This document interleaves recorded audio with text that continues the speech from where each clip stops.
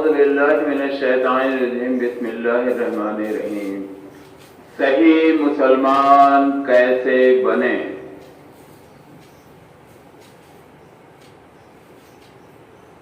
مسلک کے پیچھے اللہ کے نبی صلی اللہ علیہ وسلم کی امت مقصد کو ہی بھول گئی۔ مسلک کے چکر میں مقصد کو ہی درکنار کر دیا گیا۔ آپ دیکھیں، تاریخ میں پائیں گے کہ خانہ کعبہ میں 4 جماعتیں ہوا کرتی تھیں۔ چاروں امام کی الگ الگ پیروی ہوتی تھی اور 4 جماعتیں باری باری ہر وقت ہوتی تھیں۔ یہ سلسلہ کافی دن تک چلا۔ بعد میں لوگوں کے اندر سوجھ بوجھ آئی اور اللہ کا شکر ہے اس چیز کو ختم کیا گیا اور قرآن و سنت کو بیس بنایا گیا، جس کا نتیجہ یہ رہا کہ سعودی عرب اور اس کے ارد گرد جتنے بھی مسلم ممالک ہیں، قریب قریب زیادہ تر 90% لوگ قرآن و سنت کو فالو کرنے لگے اور مسلک سکڑنے لگا۔ لیکن یہ علاقہ جو ہے بر صغیر کا، ہندوستان، پاکستان، بنگلہ دیش،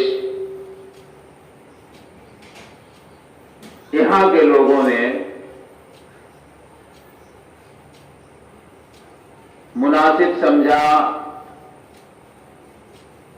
اس مسلک کو بھی برقرار رکھا، بلکہ 2 قدم اور آگے بڑھ کر مسلک میں بھی کیٹیگری نکال لی۔ جیسے یہاں 2 مسلک ہندوستان میں رائج ہیں، ایک بریلی سے بلانگ ہوتا ہے، دوسرا سہارنپور سے، اور اس کے اوپر جائیں گے تو دونوں اپنے آپ کو حنفی کہتے ہیں۔ ابو حنیفہ رحمۃ اللہ علیہ کے دونوں فالوور ہیں، اور وہ فالوور ہندوستان، پاکستان، بنگلہ دیش میں 2 ٹکڑوں میں بٹ گئے، اور دونوں گروہ ایک دوسرے پر کفر کا فتویٰ بھی لگاتی ہے۔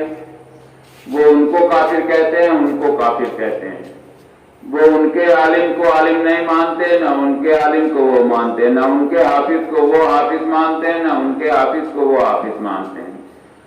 آپ قریب جائیں گے تو عجیب کشمکش کی زندگی ہندوستان، پاکستان، بنگلہ دیش کا مسلمان جی رہا ہے،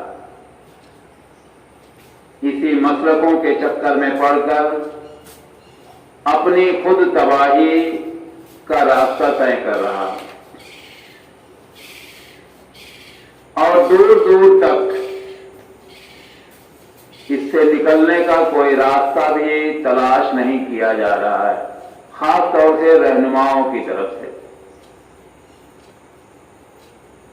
جبکہ اللہ کے نبی صلی اللہ علیہ وسلم کے امتیوں کو نبیوں کا کام سونپا گیا کہ اب دنیا میں نبی اور رسول آنے سے رہے۔ اللہ کے نبی صلی اللہ علیہ وسلم دنیا سے رخصت ہو چکے، اب آپ کے مشن کو بڑھانے کی ساری ذمہ داری آپ کے امتیوں پر تھی، اور آپ لوگوں نے آپ کے مشن کو درکنار کر کے اپنے اپنے مسلک کے بانی اور رہنماؤں کے مشن کو آگے بڑھانے کی بارہا کوشش کی۔ छेड़ने पर, पूछने पर, बात करने पर ये जवाब देंगे कि पीछे तो नबी सल्लल्लाहु अलैहि वसल्लम है ही, नाम लिया जाएगा, इज्जतें अवेल की जाएंगी आपके नाम पर, अल्लाह तबारक तआला के नाम पर, लेकिन दीन की बात जब आएगी, अमल की बात जब आएगी, तब बाकायदा उनका अपना मसलक आड़े आ जाता। हालात जो है निहायत ही पेचीदा हो चुके हैं।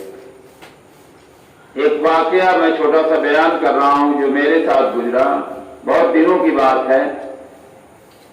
मैं नैनीताल जा रहा था, बागेश्वर, अपने एक दोस्त के पास।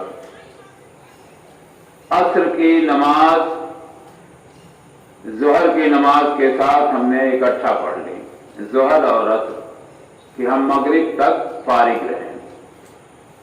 एक किताब की दुकान थी, चूंकि मेरे ट्रेन का टाइम अभी बचा था, ट्रेन देर में आने वाली थी, मैं वहां जाके खड़ा हो गया। बुक सेलर मुसलमान थे, पढ़ी लिखी शख्सियत मालूम हो रही थी, महज़्ज़ब मालूम हो रहे थे। मैं उनसे गुफ्तगू करने लगा। गुफ्तगू के दौरान मैंने उनसे अपना दर्द छेड़ा कि ऐसी सी बात थी, क्योंकि मुझे ट्रेन पकड़नी थी, इसलिए हमने ज़ोहर और असर एक साथ इकट्ठा कर लिए, पढ़ लिया। तो उन्होंने कहा कि आप नहीं पढ़ सकते हैं। हमने कहा खैरियत तो, अल्लाह के नबी सल्लल्लाहु अलैहि वसल्लम ने पढ़ी है कि नहीं?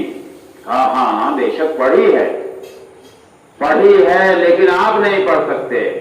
हमने कहा खैरियत तो, क्यों नहीं पढ़ सकता? जब अल्लाह के नबी सल्लल्लाहु अलैहि वसल्लम ने पढ़ी है और पढ़ने का दर्स दिया है, तो हमारे बीच कौन सी रुकावट पैदा हो रही है? कहा कि आप हनफी हैं। हमने कहा किसने कहा आपसे? आपने तो मुझसे ये भी नहीं पूछा कि आप कौन हैं, मैं तो सिर्फ मुसलमान अपने आप को समझ रहा हूं। आप कह रहे हैं मैं हनफी, आपको कैसे पता चला? तो उन्होंने कहा हिंदुस्तान, पाकिस्तान, बांग्लादेश के लोग सबके सब हनफी हैं। हमने कहा अच्छा, सर्टिफिकेट आपने दे रखी सबको।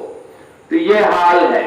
बहरहाल वो इस पर मुतमईन नहीं हुए कि वो फरमान नबी सल्लल्लाहु अलैहि वसल्लम का क्या मसलकों के हिसाब से आपकी हदीसें हैं, आपके फरमान हैं कि इस हदीस पर, इस फरमान पर साफाई मसलक अमल करेंगे,